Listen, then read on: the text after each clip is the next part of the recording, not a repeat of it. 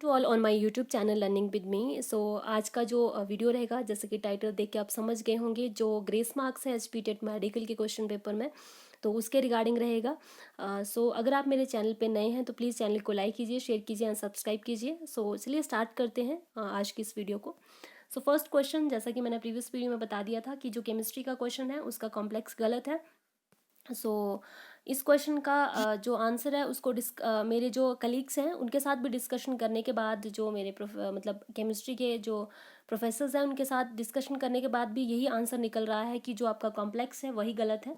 और इसके अलावा अगर मतलब सर ने कहा है कि इसके अलावा अगर आंसर्स का चांसेस रहते हैं तो वो बता देंगे मुझे, और इसके लिए मैं जो हूँ वो कल तक आपको कमेंट बॉक्स में जो है वो आपको बता दूंगी कि ये आंसर रहेगा। ठीक है।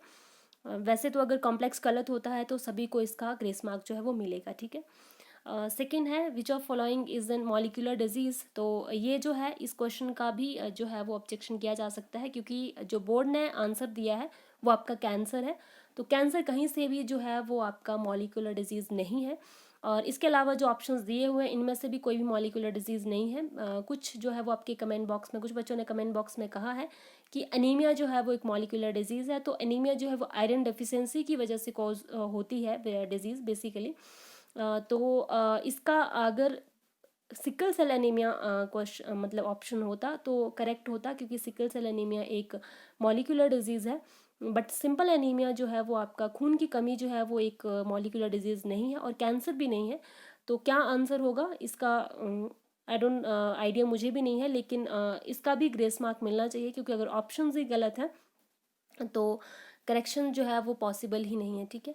और थर्ड जो है how many years the east saccharomyces can be dry in the state. तो मेरे पास जो प्रूफ था, जैसे मैंने प्रीवियस वीडियो में बताया है, जो मेरे पास प्रूफ था वो बेसिकली ओमेगा की एक जो आपकी बुकलेट आती है previous year solve question papers for TET के लिए। तो मेरे पास 2018 की बुकलेट थी जिसमें कि मॉडल क्वेश्चन पेपर्स दिए गए थे प्रैक्टिस के लिए। तो question third model question paper में मतलब और फिफ्थ मॉडल में जो है वो आपके मॉडल पेपर में जो है इसका क्वेश्चन सेम क्वेश्चन पूछा गया था।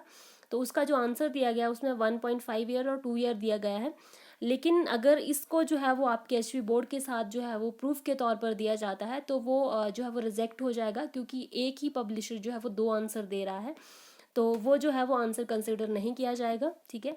और इसके साथ जो मुझे आंसर मिला है वो बेसिकली जहाँ से मैं टीजीटी कमीशन की प्रिपरेशंस कर रही हूँ, तो माइक्रोबायोलॉजी की एक साइट है जहाँ से मुझे ये आंसर मिला है। तो उसमें जो है वो ऐसे मेंशन है कि सैक्रोमाइसिस का कोई भी लाइफ स्पैन जो है वो ऐसे 3 या 4 साल का नहीं होता है, मतलब मेंशन नहीं है कितने साल का होता है। और इसके साथ ही सेकंड थिंक ये भी है कि तो इसीलिए जो मैंने ये प्रूफ मुझे मिला था उसको मैंने एचपी बोर्ड को जो है वो आपके फॉरवर्ड कर दिया है, मेल कर दिया है।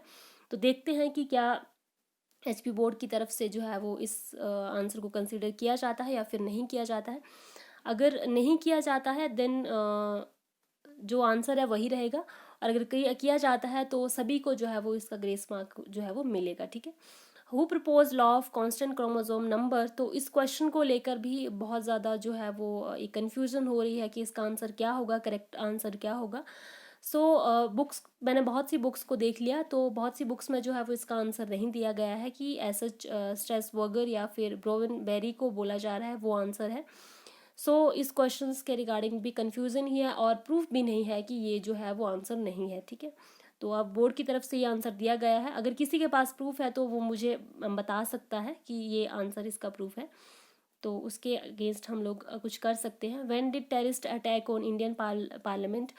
तो इसका प्रूफ जो है वो बेसिकली बुक्स में नहीं है, विकीपीडिया पे मिल रहा है। तो विकीपीडिया के प्रूफ को कंसीडर किया जाता है एचपी बॉस में या फिर नहीं किया जाता है। तो हाँ, कंसीडर किया जाता है, क्योंकि कुछ साइट्स ऐसी भी हैं जिन पे जो ट्रस्टेबल है उन पे जो है वो एचपी बॉस जो है वो उन जो आपके ऑब्जेक्शंस होते हैं उनको वो कंसीडर करता है। ठीक है। और इसके साथ अगर नहीं भी किया जाएगा तो टाइम्स ऑफ इंडिया का एक आर्टिकल है जो आपका 13 दिसंबर 2019 को आया था, तो उसमें भी ये सब चीज़ें दी गई है, टेररिस्ट अटैक के बारे में जो है वो लिखा हुआ, और उसमें 13 दिसंबर 2001 जो है वो डेट दी गई है।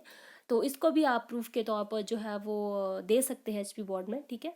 और इसके साथ नेक्स्ट क्वेश्चन है द रन्स ऑफ सिविलाइजेशंस। तो इस क्वेश्चन के लिए भी बच्चे बोल रहे हैं कि इसका आंसर 25 वीसी होगा। तो ल्यूसेंट की बुक में 25 वीसी है, लेकिन जो अरिहंता की बुक है उसमें 350 बीसी, और एक और ऑथर की बुक मेरे पास है उसमें भी 350 बीसी दिया हुआ है।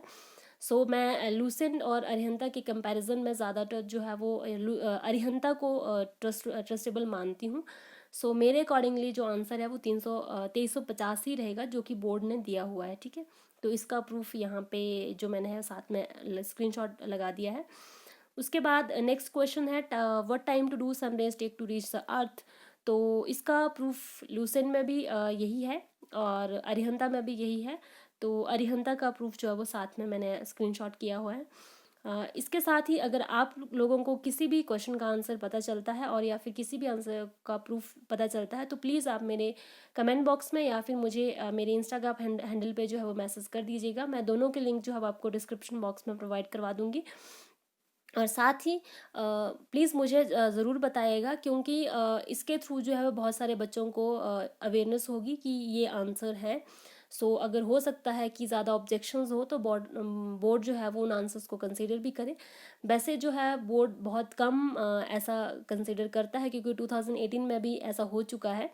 सो चलिए, जिन बच्चों का 1-2 मार्क्स से रह रहा है उनको ऑल दी बेस्ट, क्योंकि जो गलत है उसके तो ग्रेस मार्क बोर्ड को देने ही पड़ेंगे। ठीक है, so thank you for watching my video and thank you so much.